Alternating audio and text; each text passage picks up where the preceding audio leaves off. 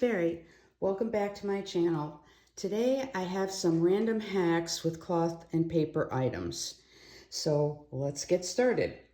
The first thing I want to talk about are these color dot pens and how you can use them to enhance things in your cloth and paper. So initially I got a gray one, and some of the other colors were a little bright for me. I really prefer black, white, and gray. I love these pens. So then I got a black one or a black one, this one, and a silver, and I'll show those to you. So here you can see in my Louis Vuitton planner, in my finance section, I have a purchase tracker, and I've used the little color dot thing just to fill in those little blank circles that are on the purchase pages. So before I was just doing a check mark of them, but I really like the look of just the little gray dots a lot more. Another way that I use these dots is to organize lists that I'm making.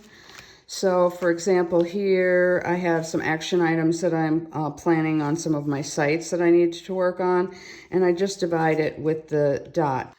So if you haven't experimented with one of these color dot pens, I'll just show you how it works. They're double-sided. The side with the clear is where you're going to make your dots. And then on the other side, you just have matching color ability to write with a pen.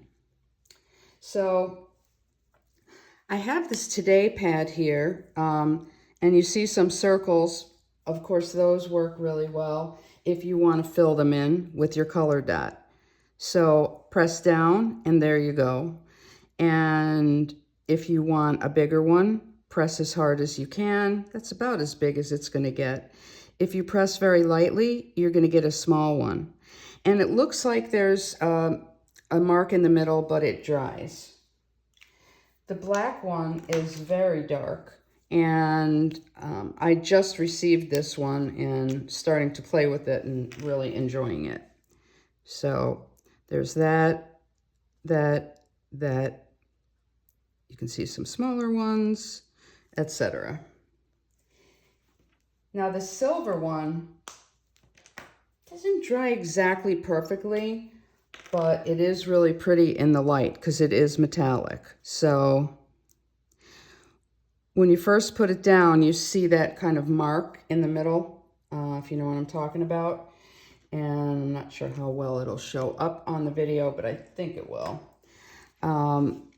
But you can see from this, if I move it around, that the silver one, you know, has some metallic nature to it. It's kind of hard to see. The writing on the silver one is really nice because that does show up. So you can see it has more of a little hollow type effect to that. So if you haven't tried these, I'll link them below. Have fun. Paper pads. And I like to personalize them a little bit so that they're more fun to use.